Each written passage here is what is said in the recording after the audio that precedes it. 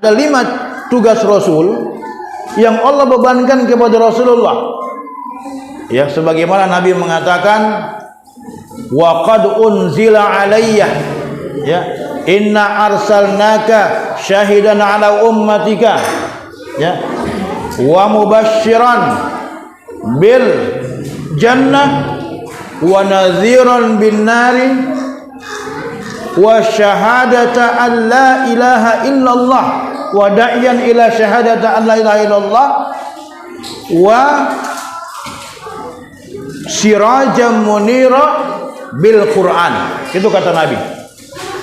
Jadi Allah telah menurunkan ayat kepadaku, yang ayat itu memuat 5 tugas yang harus aku lakukan.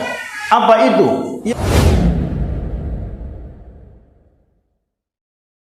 Bismillahirrahmanirrahim. Assalamualaikum warahmatullahi wabarakatuh.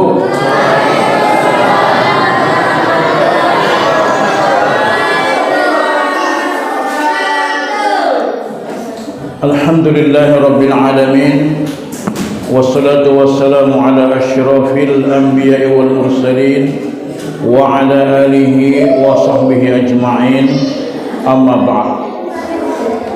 Faqala Allah Ta'ala fi kitabihil karim wa huwa asdaqul qailin. A'udzu billahi minasy syaithanir rajim. Ya ayyuhan nabi, inna arsalnaka syahidan wa mubasysyiran wa nadhira wa da'iyan ila Allah bi idnihi wa sirajan munira. Wa qala aidan Muhammadur Rasulullah والذين معه أشداء على الكفار رحماء بينهم تراهم ركعا سجدا يبتغون فضلا من الله ورضوانا سيماهم في وجوههم من أثر السجود. وقال أيضا لقد كان لكم في رسول الله أسوة حسنة إلى آخر آية. Sadaqallahul azim wa sadaqan nabiyyu rasuluhul karim. Bapak-bapak, ibu-ibu, seluruh jamaah Masjid Jami' Al-Makkah, ya. Kalau dari namanya ini berarti ini semuanya orang-orang dari Makkah.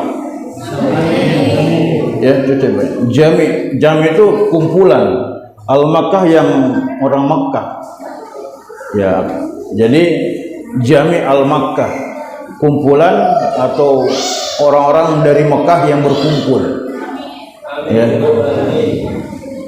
Ya, saya doakan mudah-mudahan kita semua yang hadir di sini yang belum pernah melaksanakan ibadah suci haji, mengunjungi kota Mekah Al-Mukarramah, mengunjungi Masjidil Haram, mudah-mudahan bisa dimudahkan oleh Allah Subhanahu wa taala untuk mengunjunginya.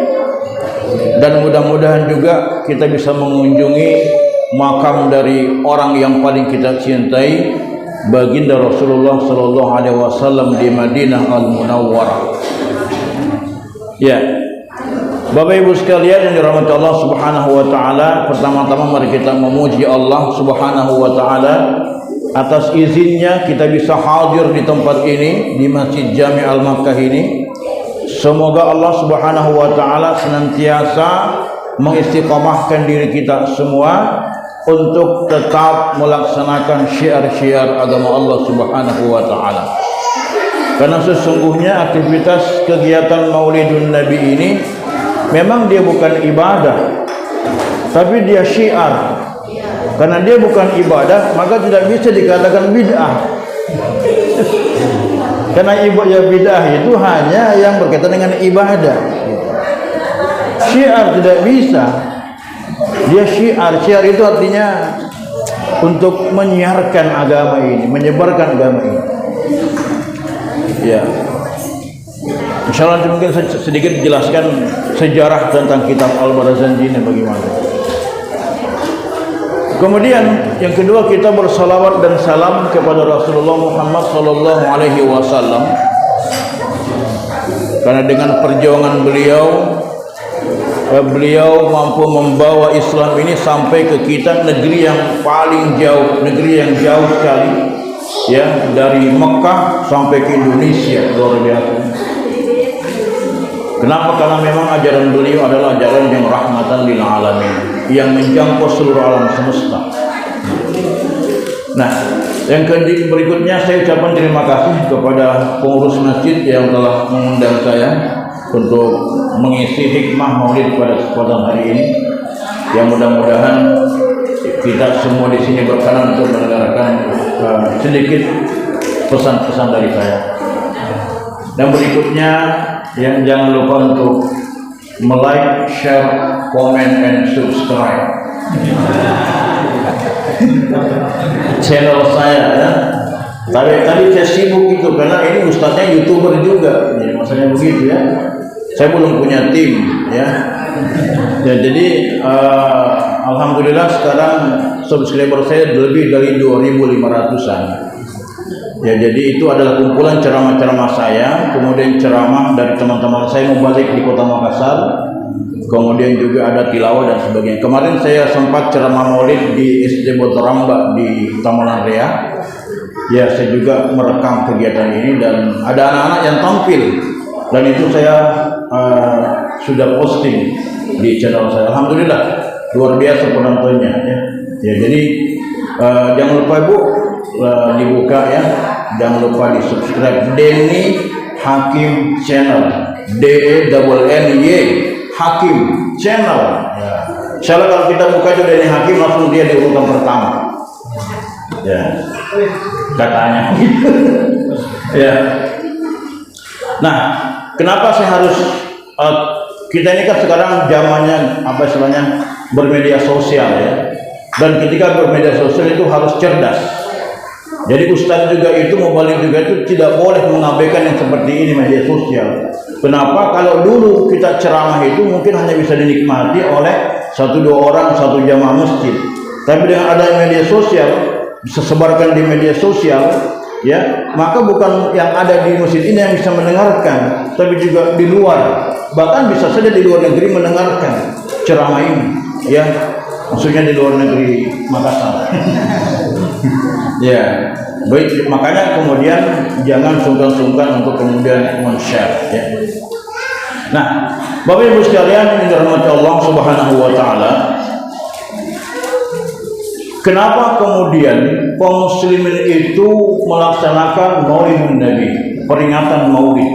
Itu pertanyaannya. Tidak lebih daripada 2 hal. Yang pertama, sebagai bentuk ya ihtiraman ala Nabi, yaitu memuliakan Nabi, memuliakan Rasulullah sallallahu alaihi wasallam. Ya, karena memang Rasulullah adalah orang yang mulia dan termulia. Ya.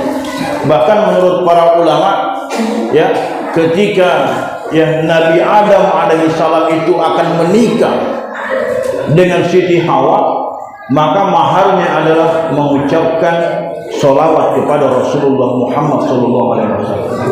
Bayangkan Pak, jadi Nabi Adam saja bersolawat kepada Rasulullah. Ya, Allah saja bersolawat. Innallaha wa malaikatahu yusholluna 'alan nabi.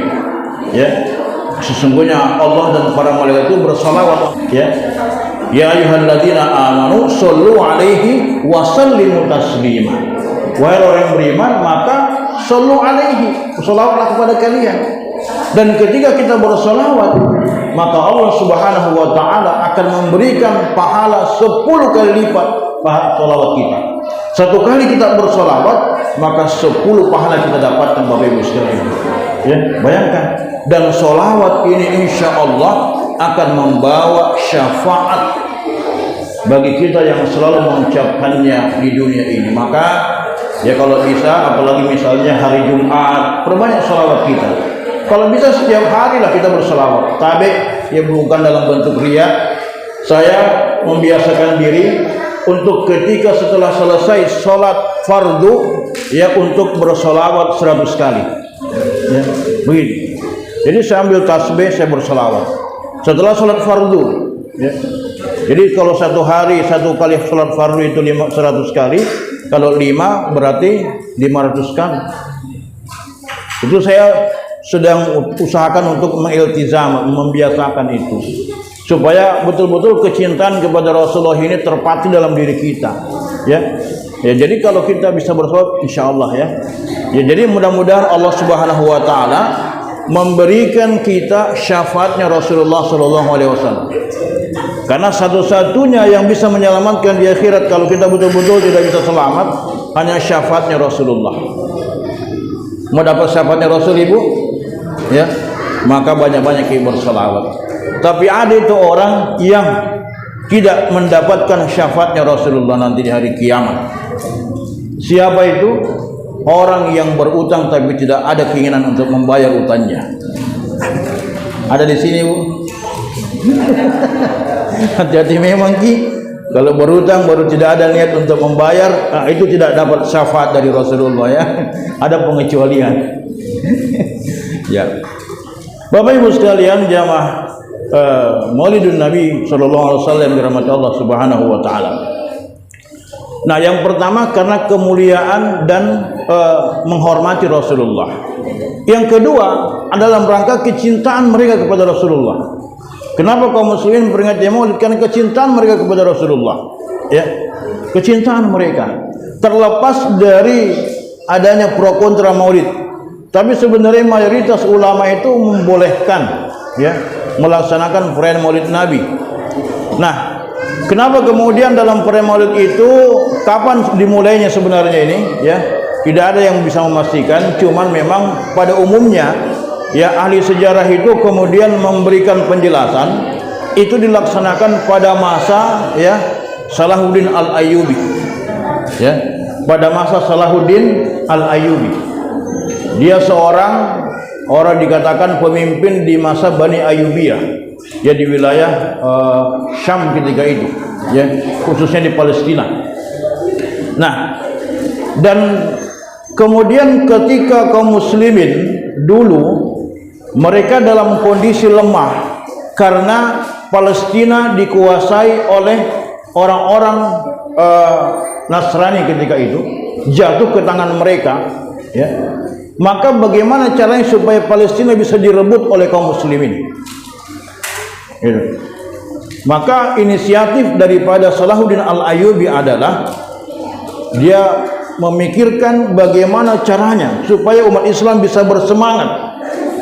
Maka pada bulan kelahiran Rasulullah, Rabiul Awal, ada ide beliau yang sangat cemerlang untuk melaksanakan kegiatan Maulid ini dan membacakan kitab Al-Barzanji di dalamnya. Gitu. Nah, kitab Al-Barzanji ini kan sebenarnya namanya itu dari nama Syekh Muhammad Ja'far Al-Barzanji.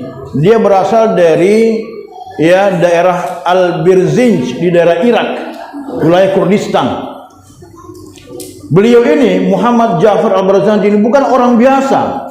Pada masanya beliau adalah ulama besar. Ada kadang-kadang orang menganggap remeh ini, apa itu kitab Al-Barzanji? Ya. Itu bukan kitab biasa. Ya. Memang ya kita bacakan, tapi kalau kita telah untuk mengkaji kitab Al-Barzanji itu tidak cukup dengan pemahaman bahasa Arab. Tapi di situ kita harus memahami ilmu kaidah, kemudian ilmu balaghah. Karena dalam ilmu balaghah itu ada namanya majaz, ada namanya tashbih di dalamnya. Sebagaimana tadi kita bacakan, ya.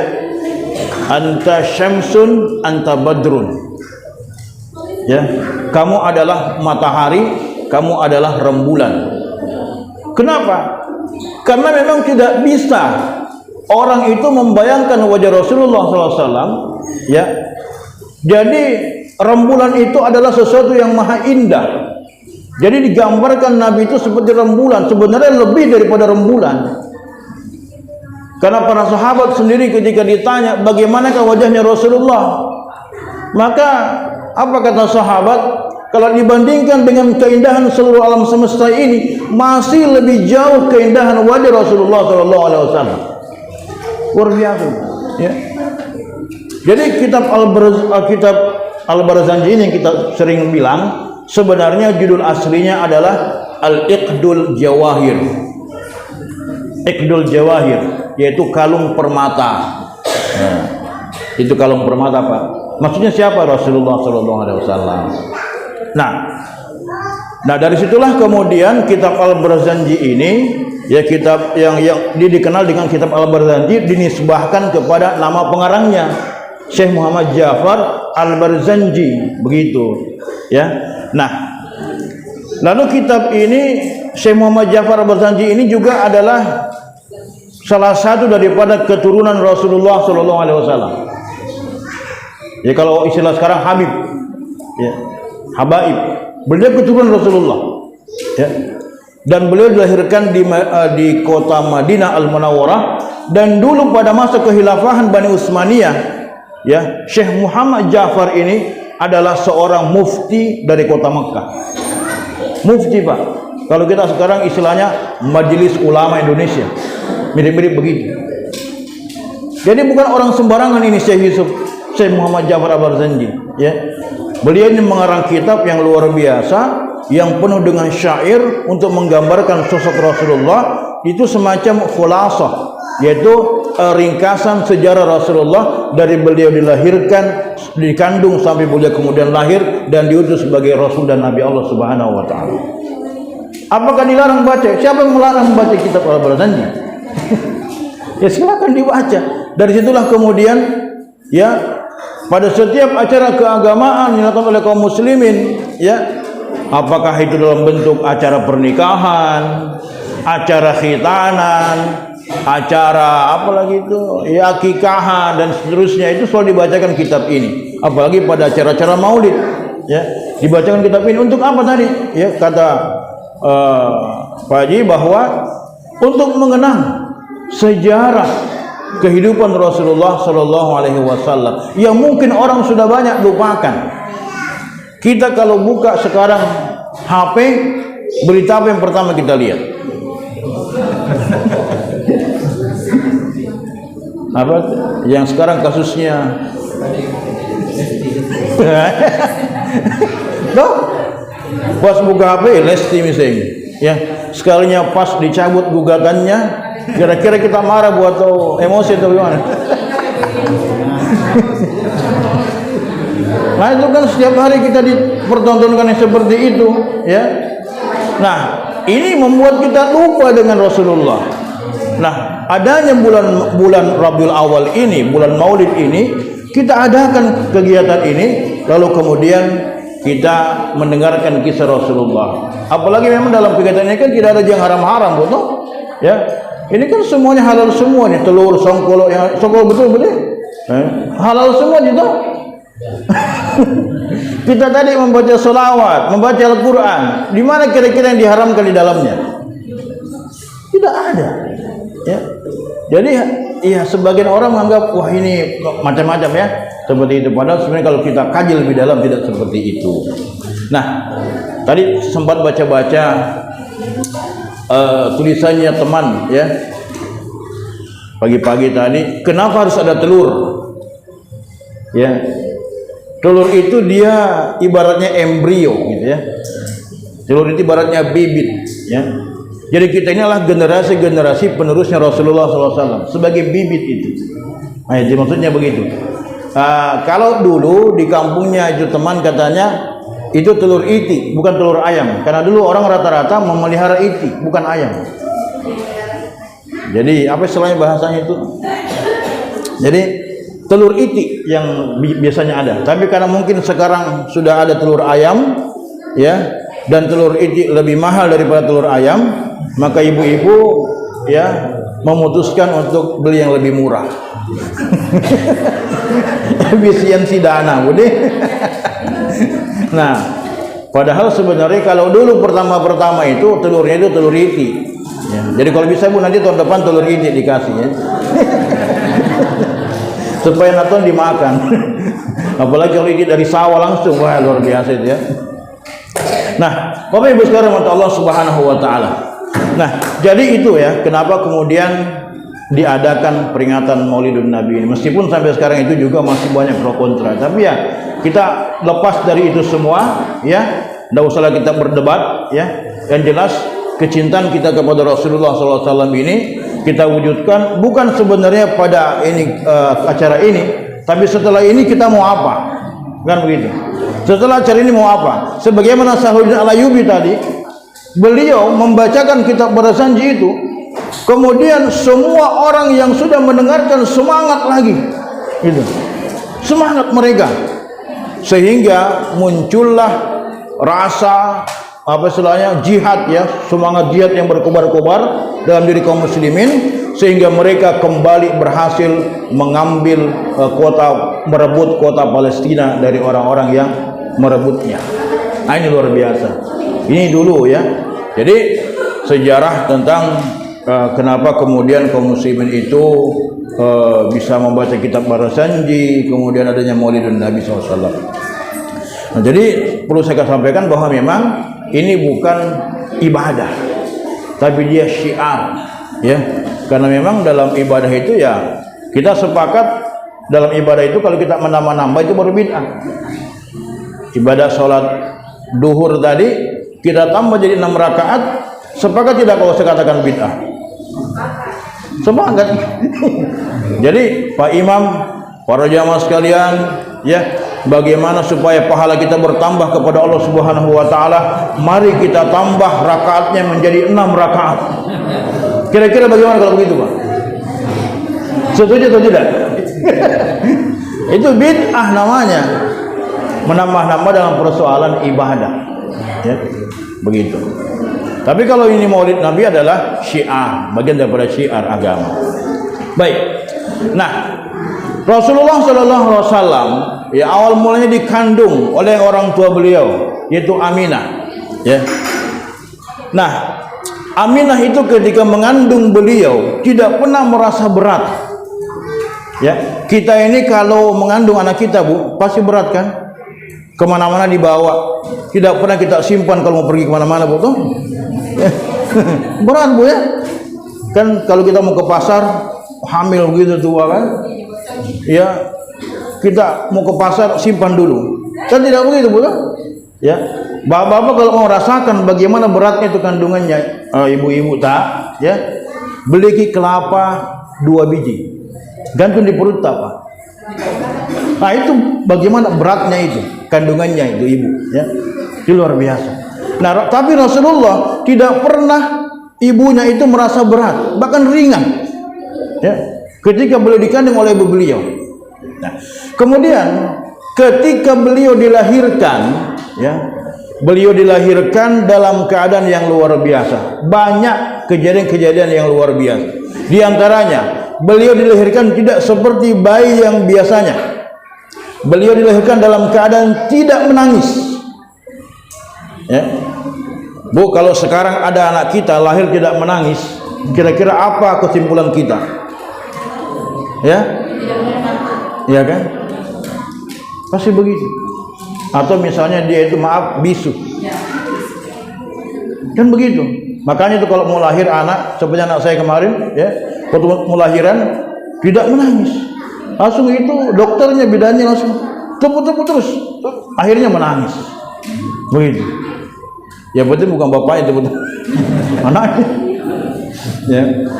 Jadi seperti itu. Nah, tapi Rasulullah lahir dalam keadaan tidak menangis, tenang. Dan menurut riwayat disebutkan bahwa beliau lahir dalam keadaan, ya, seperti orang yang sujud, tangannya bertahiyat dan wajahnya menengadah ke atas, ya. Ini kita bisa buka dalam kitab-kitab sirah, ya. Ya, jadi begitu, ya, Rasulullah itu.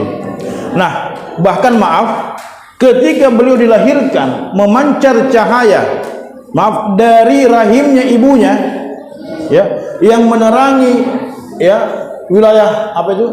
Wilayah Syam, cahaya itu. Dan pada saat beliau lahir, balkon-balkon istana Persia itu runtuh. Api yang disembah oleh orang-orang Majusi juga tiba-tiba padam.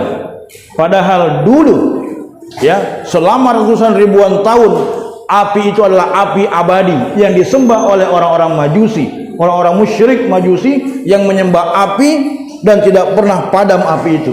Tapi ketika Nabi lahir, api itu tiba-tiba padam. Luar biasa. Retaknya balkon istana Persia sampai sekarang masih bisa disaksikan, Ibu.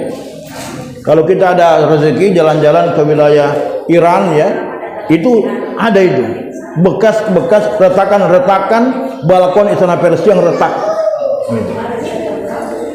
Nah itu luar biasa Rasulullah ya. Jadi memang banyak tanda-tandanya, ada tanda-tandanya.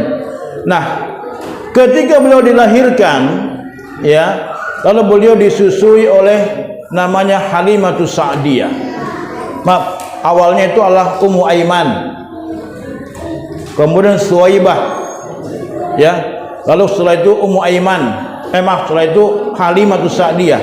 Nah, kebiasaan masyarakat Quraisy ketika itu yaitu menyusui anaknya, mencari orang yang bisa menyusui anaknya bukan dari kota Mekah tapi dari negeri-negeri yang terpencil, yang jauh. Kenapa? Karena dianggap kota Mekah sudah banyak kemaksiatan di dalamnya. Jangan sampai anak saya ini disusui oleh orang-orang yang tidak beres ya. Maka dipanggillah ya, datanglah itu setiap tahun ya, orang-orang ibu-ibu muda yang menyusui dari daerah yang terpencil untuk mencari anak-anak susuan, termasuk Halimatus Sa'diyah dari Bani Sa'ad. Beliau datang dalam keadaan ontanya kurus kering ya, air susunya pun tidak lancar. Dan ketika itu semua orang sudah mendapatkan bayi susuan kecuali Halimah. Dan tinggal satu orang bayi yang tidak ada yang mau mengambilnya, yaitu Muhammad. Kenapa? Karena tidak ada dikasih orang tuanya, tidak ada bapaknya. Usia 2 bulan dalam kandungan, ayah beliau Abdullah meninggal dunia. Bayangkan, 2 bulan dalam kandungan ayah beliau meninggal dunia. Jadi Allah memang sudah atur sedemikian rupa itu ya. Kita kira-kira Bu, kita bahagia tidak atau sedih tidak kalau ayah tak meninggal? Sedih ya anak-anak sekalian? Anak-anak? Kalau orang tua kita meninggal, bapak tak meninggal, pasti sedih atau tidak? Ketawa-ketawa aja kalau anak-anak ditanya, udah tahu apa maksudnya Ustaz ini ya. Pasti kita sedih ya. Nah, Rasulullah di usia 2 bulan dalam kandungan meninggal ayahnya. Nah, kemudian karena meninggal tidak ada orang tuanya, tidak ada ayahnya, maka tidak ada orang yang mau mengambilnya. Kenapa? Karena bagaimana caranya yang mau dibayar orang yang menyusui kalau tidak ada bapaknya? Akhirnya berdialoglah Halimah dengan suaminya, ya, berdialog. Kalau begitu ambil misalnya itu anak, mudah-mudahan anak itu membawa kebaikan. Diambillah. Keajaiban terjadi ketika Nabi diambil oleh Halimah dan hendak disusui, tiba-tiba air susunya Halimah yang tadinya kering tiba-tiba deras mengalir. Dan untanya yang tadinya kurus kering tiba-tiba jadi gemuk. Setelah pulang ke kampungnya di Bani Sa'ad, yang tadinya domba-dombanya kurus kering tiba-tiba segar semua. Jadi Rasulullah sejak beliau bayi disusui oleh Halimah membawa berkah bagi kehidupan Halimah. Ya, luar biasa. Di usia ya, ketika beliau usia 4 tahun, ya 6 tahun ditinggal oleh ibunda beliau. Kemudian dirawat oleh kakeknya yaitu Abdul Muthalib sampai usia beliau usia 8 tahun. Jadi usia 8 tahun sudah tidak ada mi bapaknya, tidak ada mi ibunya, tidak ada mi kakeknya. Maka yang merawat beliau adalah pamannya Abu Talib, ya. Dan pamannya inilah orang yang paling berjasa dalam kehidupan Rasulullah, ya.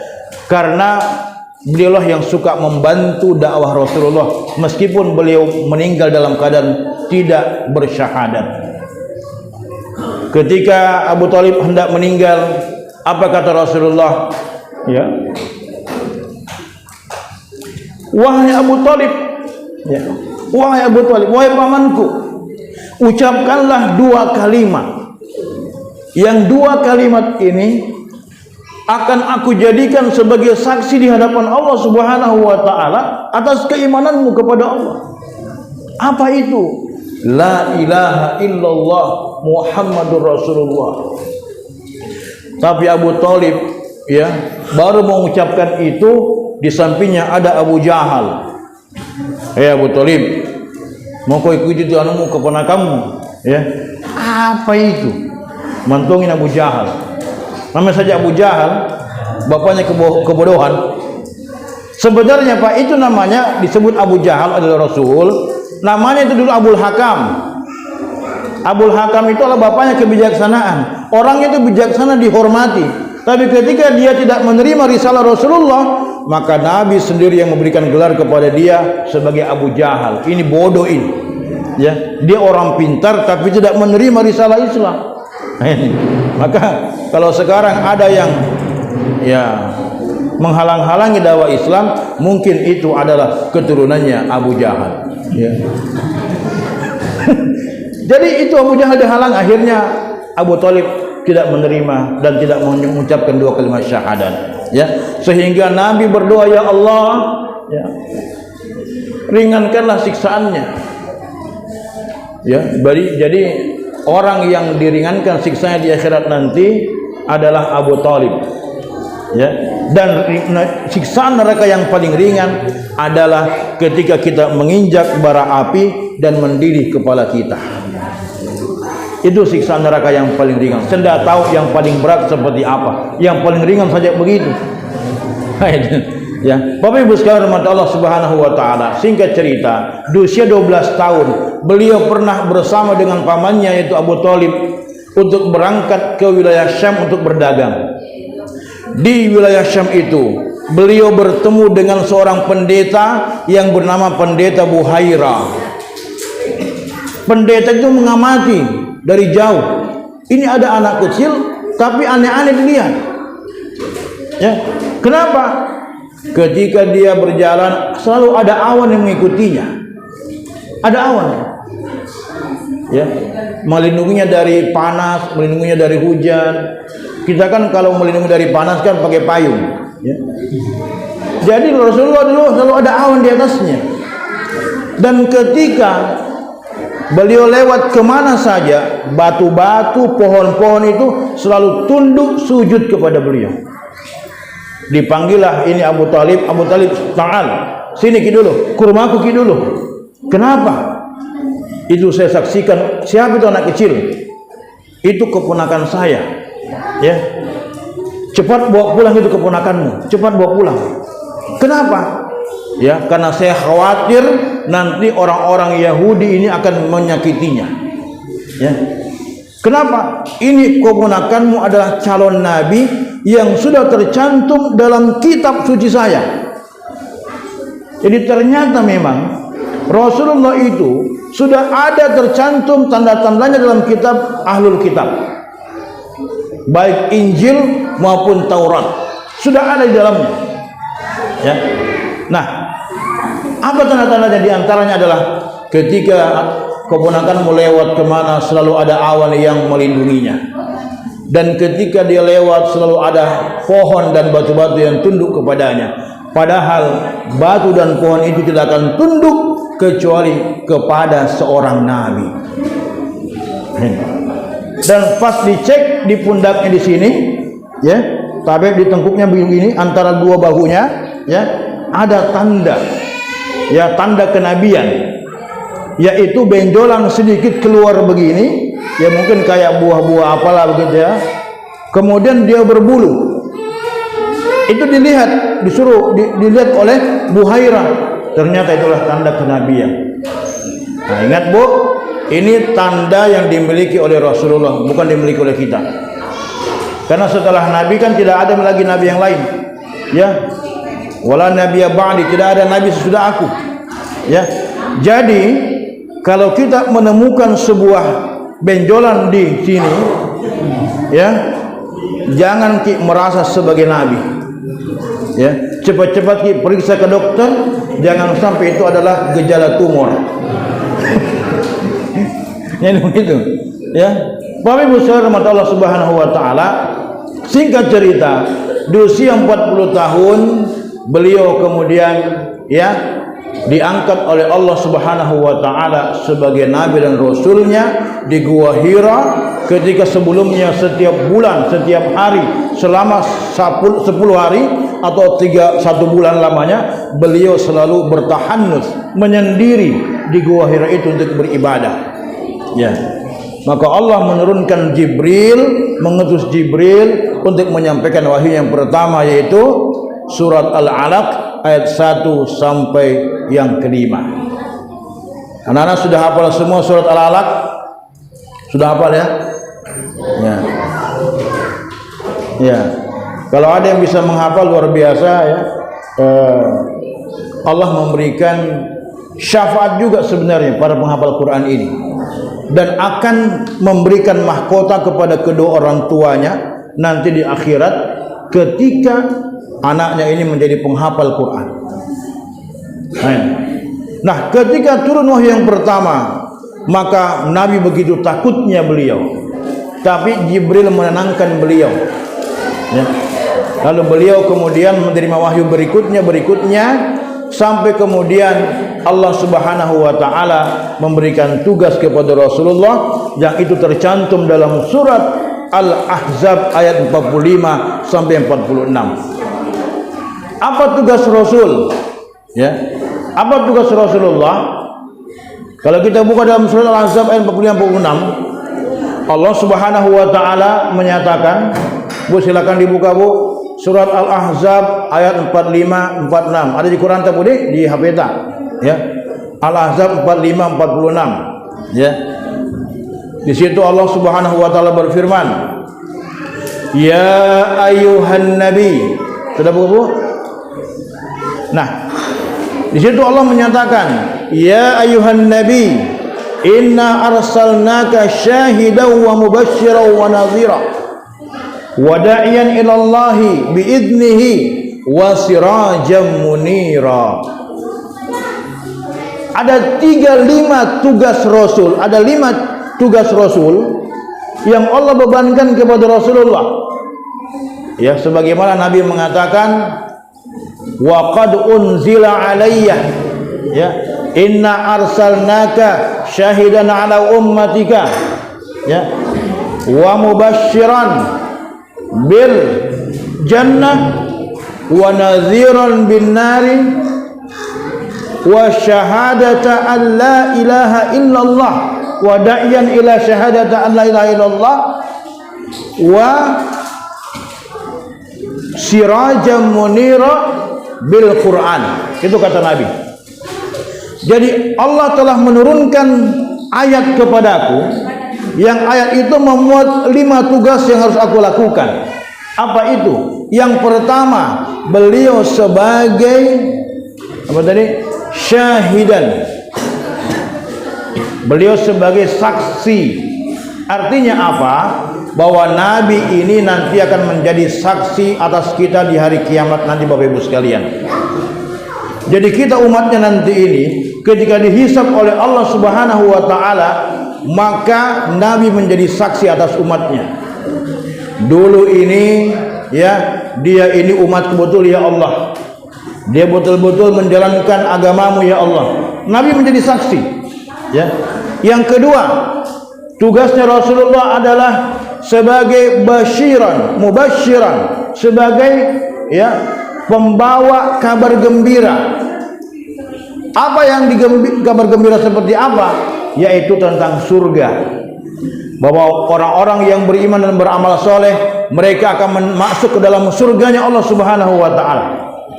Innal ladzina amanu wa 'amilus shalihat ulaika hum khairul bariyah jazaohum 'inda rabbihim jannatu 'adnin tajri min tahtihal anhar khalidina fiha abada radhiyallahu anhum wa radu an dzalika liman khasya rabbah.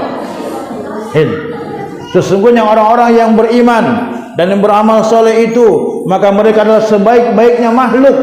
Bayangkan, jadi kita yang beriman dan beramal soleh ini adalah sebaik-baiknya makhluk. Ya, balasan bagi mereka adalah surga Aden yang di dalamnya ada sungai yang mengalir di bawahnya. Jadi surga, Bu, itu banyak. Di situ Allah mengatakan jannat, kalimatnya jamak, artinya surga itu banyak. Ada namanya surga Aden, ya. Nah, surga Aden ini dan setiap surga itu selalu mengalir, ada sungai di bawahnya. Dan sungai-sungai dalam surga itu ada 4 rasa airnya, ya. Rasa yang pertama rasanya tawar. Ada sungai di surga nanti yang airnya itu tawar, tidak asin. Yang kedua, sungai di surga itu nanti ada yang rasanya seperti madu. Yang ketiga, sungai di surga itu nanti ada yang rasanya seperti khamar, ya, khamar. Makanya bukan khamar yang ada di dunia ini, ya. Kalau di dunia ini khamar itu memabukkan. Makanya salah satu hikmah kenapa Allah mengharamkan khamar, karena insya Allah bagi orang-orang beriman yang menahan diri mereka untuk tidak meminum khamar di dunia ini, Allah akan memberikan minuman khamar di akhirat nanti. Dan kalau ada manusia di dunia ini suka meminum khamar, mungkin Allah tidak lagi memberikan khamar dari surga nanti, ya. Karena kebiasaan minum khamar yang memabukkan. Dan yang keempat, sungai susu. Sungai susu. Nah, itulah balasan bagi orang beriman. Itu tugas yang kedua. Tugas yang ketiga dari Rasulullah adalah wanaziran, sebagai pemberi peringatan bahwa orang-orang yang mengingkari ajaran Allah akan mendapatkan siksanya di dalam neraka nanti. Itu. Yang keempat, tugas Rasul adalah wada'iyan ilallah, mengajak orang untuk beriman kepada Allah, bersyahadat, mengucapkan 2 kalimat syahadat, la ilaha illallah Muhammadur Rasulullah. Ini Pak, luar biasa ini kalimat la ilaha illallah, ya. Jadi kalau kita pelajari dalam ilmu balaghah, ya, ilmu balaghah itu adalah ilmu untuk membongkar kehebatan Al-Quran. Jadi kalau kita mau memahami kehebatan Al-Quran itu, pelajari dalam ilmu balaghah.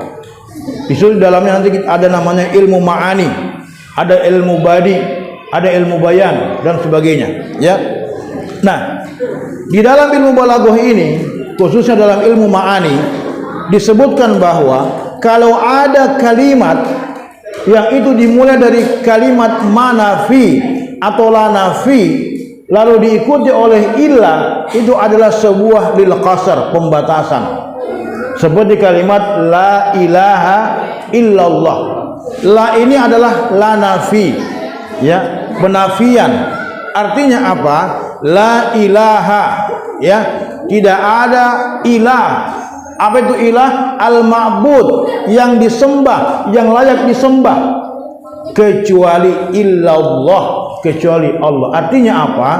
Bahwa kalau manusia ini menyembah selain Allah, menyembah berhala, menyembah bintang, menyembah matahari, menyembah harta dan jabatan, maka semuanya tidak layak disembah, karena semuanya itu adalah makhluk, kecuali Allah, karena dialah satu-satunya Tuhan yang menciptakan semua itu. Nah, itu kalau kita, makanya orang Arab tidak mau bilang itu, tidak mau bilang la ilaha illallah. Yang kelima, tugasnya Rasul dalam rangka apa? Untuk sebagai sirajan munira, yaitu sebagai cahaya penerang. Siraj itu artinya adalah lampu, ya. Tapi bukan kayak lampu begini, ya. Ya, meskipun dalam bahasa Arab itu secara bahasa ya ini bisa dimaknai dengan siraj, ya. Tapi maksudnya di sinilah sebagai cahaya penerang. Apa maksudnya? Bahwa Al-Quran yang beliau bawa itu memiliki kejelasan dan menjadi penerang bagi orang-orang yang mengimaninya dan mengikutinya.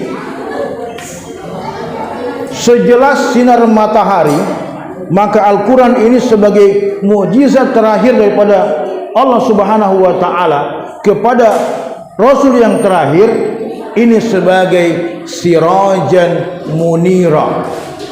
Gitu. Jadi Allah itu menurunkan mukjizat yang paling besar kepada nabinya yang paling utama, Rasulullah sallallahu alaihi wasallam.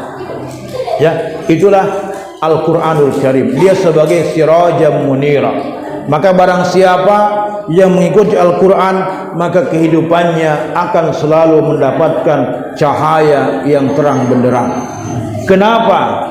Kota Yasrib yang dulu artinya adalah menghardik, dirubah namanya menjadi Madinatul Munawwarah. Ya, menjadi kota yang bercahaya. Madinah itu kota Al-Munawwarah yang bercahaya. Kenapa? Karena Madinah itu dicahayai dengan cahaya Islam. Nabi tinggal di situ, Nabi menegakkan peradaban Islam, Nabi menerapkan Islam secara totalitas, sehingga kemudian dari situlah Nabi membangun sebuah peradaban yang baru, peradaban yang mencerahkan dan mampu memberikan pengaruh yang luar biasa kepada seluruh umat manusia. Maka disebut dengan Madinatul Munawwarah, kota yang penuh cahaya. Ada di sini namanya Munawwarah, Bu? Al-Munawwarah, kalau ada di sini namanya Munawwarah artinya dia itu cahaya. Nah itu. Nah, Bapak Ibu sekalian rahmat Allah Subhanahu wa taala, itulah 5 tugas yang Allah bebankan kepada kita semua dan dibebankan kepada Rasulullah, termasuk kita umatnya untuk kita ikuti. Beliau sebagai pembawa, sebagai saksi, pembawa berita gembira, sebagai pemberi peringatan, sebagai muballigh untuk menyampaikan Islam, dan sebagai sirajan munira. Ya, tentu ya saya tidak bisa menjelaskan semuanya ya, karena waktu kita sangat terbatas. Usianya Rasulullah itu 63 tahun ya, dan tentu tidak cukup waktu kita untuk membahasnya selama 1 jam ya, tidak cukup membahasnya ya. Sebenarnya masih ada yang saya mau bahas ya, tapi ya waktu saya kira punya keterbatasan, yaitu apa sebenarnya ciri-ciri dari umatnya Rasulullah sallallahu alaihi wasallam. Tapi kalau kita mau dapat kisi-kisinya, bisa dibuka dalam surat Al-Fat ayat 29. Itulah ciri-ciri umatnya Rasulullah sallallahu alaihi wasallam. Saya kira itu cukup sekian Bapak Ibu sekalian yang bisa saya sampaikan, karena mungkin juga kita sudah menurut guru saya itu jangan terlalu lama berbicara kepada 2 jenis manusia. Yang pertama, yang ketika mereka sudah mengantuk, yang kedua dalam keadaan lapar. Ya, oleh karena itu saya harus menghentikan ceramah saya, karena mungkin kita ini sudah mengantuk karena waktu sekarang ini waktunya waktu tidur dan kita mungkin juga sudah lapar ya. Mari kita berdoa kepada Allah Subhanahu wa taala, semoga Allah memberikan kebaikan kepada kita semua. A'udzubillahi minasyaitonir rajim. Bismillahirrahmanirrahim. Alhamdulillahirabbil alamin, hamdan yuwafi ni'amahu wa yukafi mazidah. Ya Rabbana wa lakal hamdu kama yanbaghi li jalalil karim wa 'azimi sultanik. Allahumma ighfir lil muslimina wal muslimat wal mu'minina wal mu'minat al ahya minhum wal amwat innaka samiun qaribun mujibud da'wati ya qadiyal hajat. Allahumma ighfir lana wa li walidayna warhamhuma kama rabbawna shighara. Allahumma inna nas'aluka salamatan fid din wa afiyatan fil jasad wa ziyadatan fil ilm wa barakatan fil rizqi wa taubatan qabla al maut wa rahmatan 'inda al maut wa maghfiratan ba'da al maut. Allahumma hawwin 'alaina fi syakaratil maut wan najata minan nar wal 'afwa 'inda al hisab. Allahumma arinal haqqa haqqa warzuqna ittiba'ah wa arinal batila batila warzuqna ijtinabah. Allahumma ya muqallibal qulub tsabbit qulubana ala dinik. Allahumma ya musarrifal qulub sarrif qulubana ala ta'atik. Allahumma rabbana la tuzigh qulubana ba'da idh hadaytana wa hab lana min ladunka rahmah innaka antal wahhab. Allahumma rabbana atina fid dunya hasanah wa fil akhirati hasanah wa qina adzaban nar. Wa sallallahu ala sayyidina Muhammadin wa ala alihi wa sahbihi wa sallim. Subhana rabbika rabbil izzati amma yasifun wa salamun alal mursalin walhamdulillahi rabbil alamin bi barakati al-Fatihah. Alhamdulillah.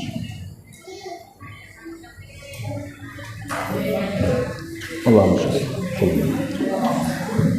Ya, demikian apa yang kami sampaikan. Mudah-mudahan kita semua mendapatkan tambahan ilmu meskipun sedikit dari saya. Ya, semoga nanti di waktu dan kesempatan lain kita bisa kembali untuk bertemu ya. Dan jangan lupa untuk kita subscribe ya channel saya nantinya ya. Nanti juga saya minta izin Pak, nanti saya tampilkan juga tadi ya, yang pembacaan Barasanji, karena harus minta izin dulu karena tidak boleh sekarang YouTube itu kalau kita memposting videonya orang tanpa izin, jadi harus minta izin dulu. Terima kasih. Wabillahi taufiq wal hidayah. Wassalamualaikum warahmatullahi wabarakatuh.